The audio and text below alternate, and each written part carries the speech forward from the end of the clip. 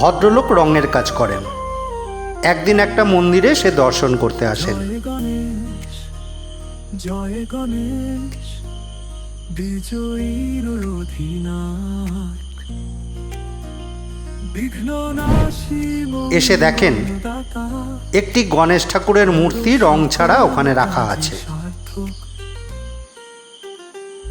ভদ্রলোক রঙের কাজ করেন এবং ছবি আঁকেন। দুধের ভোগে তৃপ্ত হও থাকো তুমি প্রাণে প্রাণে জয় গণেশ। তাই তার ইচ্ছে হয় ঠাকুরটাকে রং করবে, অথবা গণেশ ঠাকুর নিজে চাইছে তার মূর্তি রং করা হোক। কিন্তু তার জীবনে একটা অভিশাপ আছে। যখনই সে কোনো রঙের কাজে হাত দেয় তখনই সে কোনো দুঃসংবাদ পায়। তাই সে রঙের কাজ এবং ছবি আঁকা দুটোই ছেড়ে দিয়েছে। কিন্তু তার ইচ্ছে হচ্ছে গণেশ ঠাকুরটাকে রং করতে। ভাগ্যক্রমে দেখে ওখানে রং এবং রং করার সরঞ্জাম সবই রাখা আছে। সে ভাবে হয়তো মন্দির কর্তৃপক্ষ কোনো কাজের জন্য রং রেখে গেছে। একদম তো বিশাল কায়া করুণা ভরা মন স্মরণে তবু মুছে যায় সকল দুঃখ জন। জয় গণেশ জয় গণেশ জয় গণেশ জয় গণেশ।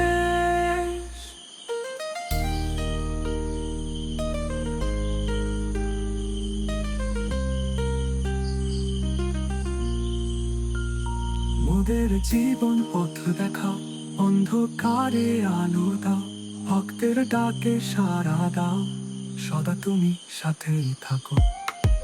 লাল ফুলে লাল প্রদীপে আজ সাজাই তোমার থালা।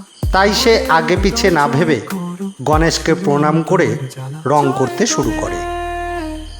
কিছুক্ষণ পরে তার মোবাইল ফোন বেজে ওঠে। জয় গণেশ জয় গণেশ জয় গণেশ জয় গণেশ জয় গণেশ জয় গণেশ।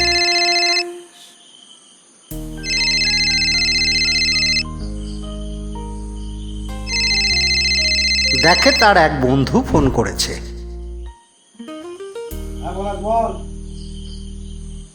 বন্ধু কোনো মেয়ে ঘটিত ঝামেলায় জড়িয়েছে।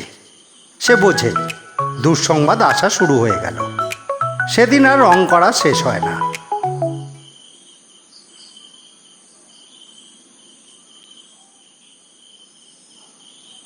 পরের দিন সে আবার আসে এবং রং করতে শুরু করে।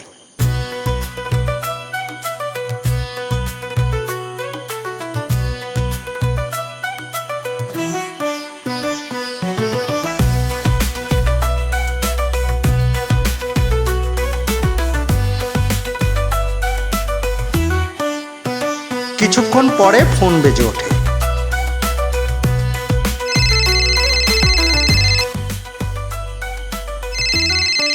দেখে অচেনা নাম্বার।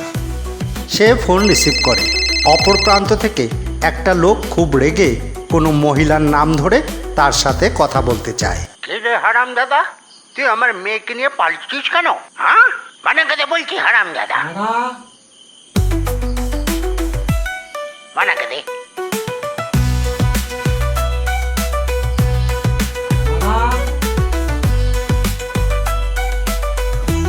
কে মানা? হ্যাঁ, তুই কোন সাহসে ওই ছেলেটার সাথে গেলি?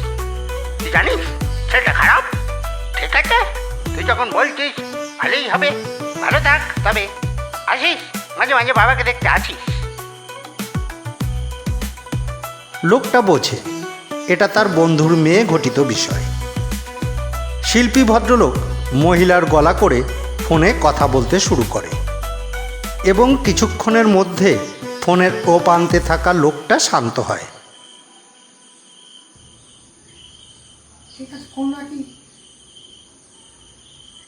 শিল্পী ভদ্রলোক বোঝে ঝামেলার নিষ্পত্তি হয়েছে।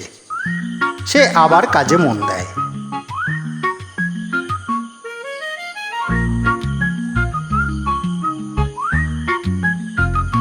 এবং কিছুক্ষণের মধ্যে রং শেষ করে। সে মনে মনে ভাবে সবই গণেশের আশীর্বাদ। এইবারে রং করতে গিয়ে তাকে বিশেষ কোনো দুঃসংবাদ ও ঝামেলায় জড়াতে হয়নি। জয় গণেশ।